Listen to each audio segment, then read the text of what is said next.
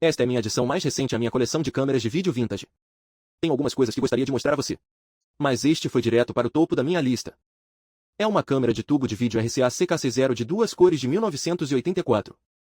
O que não importa, porque não vamos olhar para ele e não vamos olhar para sua imagem. Vamos dar uma olhada em seu visor.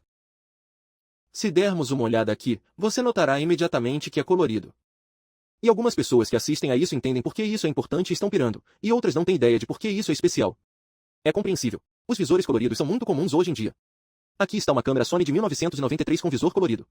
Você poderia dizer porque ainda era um grande ponto de venda, eles imprimiram do lado de fora. E se dermos uma olhada neste, você verá que tem uma bela foto, uma bela edição colorida. Mas isso é porque é baseado em tecnologia LCD madura. Em 1993, você poderia fazer um LCD colorido e colocá-lo em praticamente qualquer coisa.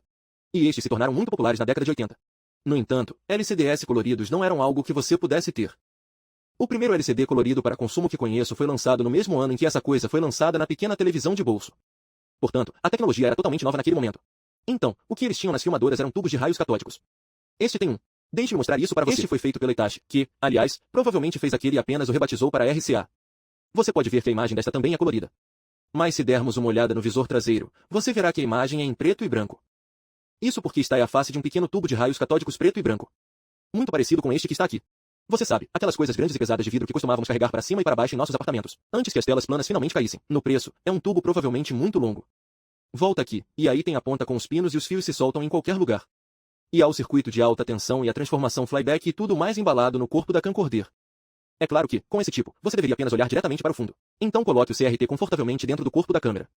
Havia outra variedade, talvez mais comum, com a qual você talvez esteja mais familiarizado. Para câmeras que poderiam ser colocadas no ombro, eles colocariam o CRT aqui, do lado de fora da câmera, inicialmente nesses pequenos compartimentos externos como este, onde o tubo fica bem atrás da ocular. Mas depois eles refinaram isso. Esta aqui é uma câmera de estúdio profissional de 2001 e é praticamente o ponto final desta tecnologia. Este também é um visor CRT, mas o CRT fica aqui dentro, em vez de ficar pendurado do lado de fora da câmera. Há um espelho de 45 graus nesta caixa aqui. Então você olha para dentro e sua visão é refletida na tela, que fica bem aqui. Então, obviamente, isso torna muito mais compacto. Você pode colocar isso no ombro, olhar pelo ocular, mas o CRT em si não fica pendurado do lado de fora da câmera. Escondido em segurança aqui. Posso mostrar rapidamente como é essa tecnologia. Então, em 2001, o interior dessas coisas era assim. Veja, o tubo em si é muito diminuto. Na verdade, uma boa parte disso está aqui. É aqui que está a parte que se alarga e contém a tela de fósforo. Está dentro deste pescocinho aqui. A conexão do ânodo também está escondida naquele sino. É isso que existe aquele fio branco. E então você tem seus jugos magnéticos aqui. E na parte de trás você tem seus cátodos e todos os circuitos de alta tensão. O flyback e tudo mais estão todos guardados aqui. É um pequeno pacote muito compacto. Mas vamos conectar isso novamente e ver como era em 2001. Então, se dermos uma olhada aqui, você verá que a imagem do visor ainda está em preto e branco. É um preto e branco muito bonito, muito nítido e com bom contraste, mas ainda é apenas preto e branco. Agora, esta era uma câmera muito cara e de última geração quando foi lançada. Isso foi vendido por dezenas de milhares de dólares cerca de 40 a 50 anos depois que a televisão em cores chegou ao mercado. Então, por que esse visor ainda está em preto e branco? Bem, só posso especular sobre esta parte porque não encontrei nenhuma documentação de apoio, mas acho que a razão é que fazer CRTs coloridos tão pequenos é incrivelmente difícil. A tecnologia necessária para fazer um CRT colorido é extremamente complicado em comparação com um CRT preto e branco. Os princípios por trás do CRT preto e branco são bastante simples. Existem muitos vídeos que explicam os fundamentos da tecnologia CRT. Mas deixe-me apenas dar-lhe as notas precipitadas com seu preto e branco básico. CRT. É muito simples. Você tem uma tela de fósforo na frente. Você tem um canhão de elétrons, ou cátodo, na parte traseira. Quando você aplica voltagem a ele, os elétrons disparam para frente, atingem o fósforo e produzem luz. Existem jugos magnéticos, bobinas eletromagnéticas enroladas no tubo. Um faz a viga subir e descer. Um faz com que vá para a esquerda e para a direita. E ao direcionar isso, ele pode varrer o feixe pela tela, ajustando a tensão no cátodo para produzir mais ou menos elétrons. Você pode iluminar mais ou menos a tela. E ao varrer o feixe rapidamente pela tela ao fazer isso, você pode produzir uma imagem. O tubo colorido faz exatamente a mesma coisa. Mas faz isso 3 vezes ao mesmo tempo. Existem 3 cátodos na parte traseira, produzindo 3 fluxos de elétrons. E há 3 cores de fósforo na frente, vermelho, verde e azul. Porém, o que ele não faz 3 vezes é não varrer os feixes 3 vezes. Ele varre todos eles apenas uma vez na tela. Agora, a razão para isso é que à medida que os feixes viajam pela tela, eles têm que iluminar cada uma das 3 cores do fósforo. Em cada um dos trigêmeos de cores, o vermelho, o verde e o azul, com a intensidade apropriada para aquele componente da imagem naquele local específico. Você poderia tentar fazer isso com uma arma, mas eles simplesmente não conseguem pegá-las rápido o suficiente. À medida que o feixe percorresse a tela, ele teria que mudar rapidamente de intensidade. para combinar com qualquer cor de fósforo em um determinado momento. Em uma televisão em preto e branco, isso não importa tanto, pois o feixe percorre a tela. Pode haver diferenças microscópicas exatamente onde atinge a tela. Pode não estar em perfeita sincronização, mas isso não importa porque seus olhos não conseguem perceber. No entanto, em um tubo colorido, os diferentes fósforos coloridos estão muito próximos uns dos outros. Isso se o feixe não estiver exatamente no lugar certo. Quando ele muda do canal vermelho para o canal verde e assim por diante, ele muda de cor à medida que se move pela tela. Então, para resolver esse problema, eles usam uma coisa chamada máscara de sombra, que é uma folha de metal com vários pequenos furos feitos nela. E à medida que os três feixes de elétrons percorrem a tela, todos os três estão emitindo continuamente seu canal de cores. A arma vermelha está fazendo vermelho, a verde fazendo verde e a azul fazendo azul. Mas quando eles chegam à tela, a máscara de sombra impede que cada arma atinja os fósforos coloridos. Isso não foi feito para isso. Assim, quando a arma vermelha tenta disparar o fósforo verde, ela atinge a máscara de sombra, e assim por diante para as outras cores. Isso garante que cada um alcance apenas sua cor, para que não precisem saber onde estão na tela. Eles podem simplesmente brilhar cegamente pela tela, disparando a imagem sem pensar onde estão, e todos acabarão no lugar certo. Existe uma variante chamada grade de abertura, ou Trinitron, o nome da Sony, mas é exatamente a mesma coisa. Ele usa uma máscara de sombra de formato diferente e tiras em vez de pontos de fósforo, mas, fora isso, é exatamente o mesmo princípio. Ok, essa foi a explicação mais rápida possível que pude dar. Pegando tudo isso, as três armas, os fósforos de três cores, a máscara de sombra, e colocando tudo isso em um tubo que é apenas deste tamanho, acho que pode estar além da nossa capacidade de fabricação, pelo menos na época em que isso foi feito. Nunca vi ninguém conseguir isso além do Panasonic CT-101, que foi lançado no mesmo ano em que essa coisa foi lançada. E acho que ainda é um pouco maior que isso. Eu acho que é cerca de 1,5 polegadas ou algo parecido. Portanto, os gráficos coloridos nunca chegaram aos visores das câmeras. Exceto este. Este não é um LCD antigo. Não é algum tipo de engenhoca de roda de cores sequencial de campo ou algo assim. Este é um CRT de cor de arma única. Eu posso provar isso. Acontece que tenho 2 desses visores. Este está quebrado. Veio de um modelo Hitachi exatamente da mesma câmera. Você pode ver que estas são definitivamente exatamente a mesma unidade. Vou abrir isso aqui. Você pode ver que embora seja muito maior que o último que abri, todas as mesmas partes estão aqui. Aqui está o tubo. É maior que o outro, só porque é mais velho. Estes são os jugos magnéticos. Aí está a tela de fósforo. Este é todo o circuito de controle. Há um pequeno transformador flyback escondido. Você mal consegue ver, mas está lá. Portanto, este também é um tubo de raios catódicos. E há o espelho que mencionei, que reflete a imagem da frente da tela através da ocular. Agora, não posso provar, mostrando-lhes as entranhas dessa coisa, que ela só tem um canhão de elétrons, mas posso provar que é um tipo muito incomum de CRT. Se olharmos aqui na caixa de espelhos, vocês verão lá embaixo, tem uma coisa estranha. Parece haver algumas pequenas lentes e alguns pequenos filtros. Então, o que é isso?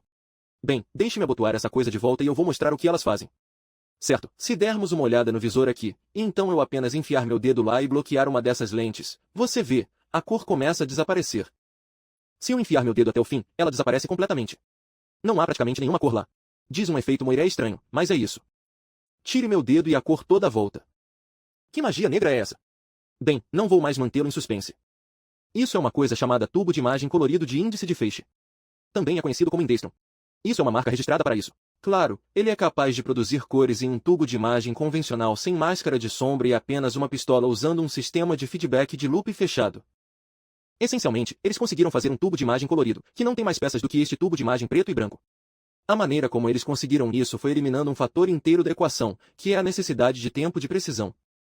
Como eu disse, se você quiser usar uma única arma, então o circuito na TV tem que saber onde o feixe de elétrons está o tempo todo, até uma faixa de fósforo para sua localização atual. Se ele errar, se estiver um pouquinho errado, apenas alguns nanosegundos, então ele vai começar a derramar cor nos fósforos errados. Agora, normalmente, a maneira que você teria que fazer isso é quando você envia aquele feixe de elétrons voando pela tela. Você teria que ter um pedaço de circuito que seja capaz de rastrear onde aquele feixe está apenas adivinhando muito, muito bem, porque o feixe não dá nenhum feedback sobre onde ele está. Ao adicionar um sistema para obter esse feedback, você pode remover toda a estimativa da equação, e é exatamente isso que este tubo faz. Para obter esse feedback, eles pegam a ordem normal de listras de fósforo de vermelho, verde, azul e introduzem 2 novas cores. A primeira é um fósforo ultravioleta, que vem antes do vermelho em cada trio de cores. A segunda é uma cor diferente, verde, que está no meio da cor verde normal. Se entendi corretamente, não ficou muito claro pelo que li algumas patentes e a documentação de outras pessoas sobre isso, e era tudo muito confuso. Mas, aparentemente, há um verde especial que eles têm no meio da estufa normal. Essa protuberância na parte inferior da caixa do espelho tem 2 sensores fotográficos, e esses sensores têm lentes que os filtram para receber apenas luz ultravioleta em um e aquela cor verde especial no outro. Agora, conforme o feixe varre a tela, toda vez que atinge uma faixa ultravioleta de fósforo, ele produz um pulso no fotossensor ultravioleta. E toda vez que atinge aquele verde especial, ele produz um pulso no sensor fotográfico verde. Esses dois pulsos são o que você normalmente chama em engenharia elétrica de sinal de relógio. Eles dizem ao circuito quão rápido o feixe está se movendo e quando ele atinge certos pontos, toda vez que o circuito detecta um pulso do sensor fotográfico ultravioleta. Ele sabe que o feixe acabou de cruzar para um fósforo ultravioleta e está prestes a entrar em um vermelho. Então ele pode começar a emitir o componente vermelho do sinal de cor. Então, conforme o feixe passa para o fósforo verde, ele produz um pulso no fotossensor verde. E eu acredito que isso basicamente faz o circuito ressoar na frequência do feixe que passa pelos fósforos. Com o circuito sabendo quando o feixe está indo para um fósforo vermelho e sabendo quanto tempo leva para chegar a um fósforo verde, ele é capaz de saber o quão rápido deve circular pelas cores conforme o feixe atravessa a tela para pousar cada cor onde ela pertence. E é basicamente isso. Na verdade, não é um sistema muito complicado. Isso faz você se perguntar por que eles nunca pensaram em fazer isso antes. Bem, aparentemente eles pensaram em fazer isso antes de pensar em fazer nos anos 60, e não funcionou. Eles continuaram tentando e tentando e tentando colocar isso em um produto finalizado, mas, até onde eu sei, eles nunca colocaram isso em nenhum produto de consumo além dessa coisa. Uma pequena televisão portátil que a Sony fez e um grande projetor que a Sony fez com um deck Betamax nele. E, além disso, isso nunca realmente fez seu caminho para nada. E eu não tenho muita certeza do porquê. Eu diria que porque a necessidade real de pequenos tubos coloridos não era realmente um grande problema. E em tubos maiores, eles tinham acabado de descobrir como fazer a grade de abertura muito bem. Então as TVs pareciam muito boas quando alguém descobriu como fazer isso funcionar. E ninguém realmente precisou se esforçar mais para adicionar esses semicondutores extras neste circuito de temporização complexo. Posso estar errado, mas, de qualquer forma, isso nunca aconteceu, então é discutível. E, ei, quem se importa? Porque também não funciona muito bem. Se você comparar a qualidade deste visor com a qualidade da câmera LCD de 1993, parece muito melhor. Na câmera LCD, isso parece uma porcaria. É uma daquelas tecnologias em que eles realizaram esse incrível feito de engenharia, produzindo um dispositivo que ninguém realmente queria usar porque ainda era uma droga. É incrível que ele consiga fazer isso, mas ainda não faz um bom trabalho. Então, mais do que tudo, é apenas uma curiosidade.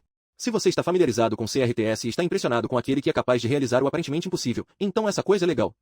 Mas por outro lado, sim, não há muito o que escrever. Há, no entanto, um efeito colateral notável neste sistema, que nenhum outro CRT poderia alegar, e considero muito impressionante, embora seja um pouco difícil de demonstrar. Esta é uma ferramenta de recuperação magnética e você provavelmente sabe que não deve segurar ímãs perto de CRTS. Agora, esse conselho é um pouco matizado. Veja, se eu colocar este ímã contra esta televisão preto e branco, você o agita e, você sabe, isso meio que bagunça tudo. Mas quando você o afasta, ele desaparece. Não há danos duradouros. Porém, se fizermos a mesma coisa com o tubo colorido, ele distorce horrivelmente as cores. E quando o afastamos, eles ficam distorcidos. Coloca um hematoma grande e feio aqui, e ele ficará lá indefinidamente, pelo menos até apertarmos o botão de desmagnetização. Agora, a razão pela qual isto acontece é porque na televisão a preto e branco, quando colocamos o ímã lá em cima, os eletrões começam a curvar-se em torno do campo magnético. Mas assim que você o retira, eles voltam ao normal. Eles atacam onde deveriam. Porém, não há nada que retenha o campo magnético na televisão em cores, a grade de abertura, neste caso, ou a máscara de sombra, se fosse. Esse estilo é feito de um material ferroso. Isso significa que ele pode conter uma carga magnética ou um estado de fluxo. Então, quando coloco o ímã lá em cima, ele distorce o feixe de elétrons. E como esses elétrons estão sendo distorcidos, depois de passarem pela máscara de sombra ou pela grade de abertura, eles continuam a ficar distorcidos no caminho para a tela, o que lhes permite atingir os fósforos errados. É por isso que vemos o vermelho se transformar em verde, e o verde se transformar em roxo e assim por diante. Porque está mudando os de seus fósforos apropriados para a cor próxima a eles. E então, quando retiro o ímã, ele deixa um fluxo magnético imposto na máscara de sombra ou grade de abertura. Em outras palavras, transforma a grade de abertura, neste caso, em um minúsculo ímã permanente. Portanto, mesmo que o meu ímã tenha desaparecido, magnetizei parte da televisão. E agora, quando os elétrons estão fluindo em direção à tela, quando passam pela grade de abertura, eles são desviados pela própria grade. Quando você pressiona o botão de desmagnetização da TV, ele corrige isso gerando um campo magnético alternado. Isso essencialmente redefine ou neutraliza o magnetismo de todo o metal próximo à frente da tela. Agora, vamos fazer isso com este. Admito que é meio angustiante colocar um ímã poderoso ao lado de algo incrivelmente raro e de valor inestimável. Não tem preço, mas ainda assim é um tubo bastante raro e especial. Quero dizer, e se eu danificá-lo? Certo, mas vou seguir em frente e fazer isso. Ok, então aqui estamos. E agora vou pegar o ímã e colocá-lo bem perto do rosto. E você pode ver que isso sai da imagem. Isso distorce as cores de... Mas então, quando me afastei, tudo voltou ao normal. As cores não ficam distorcidas.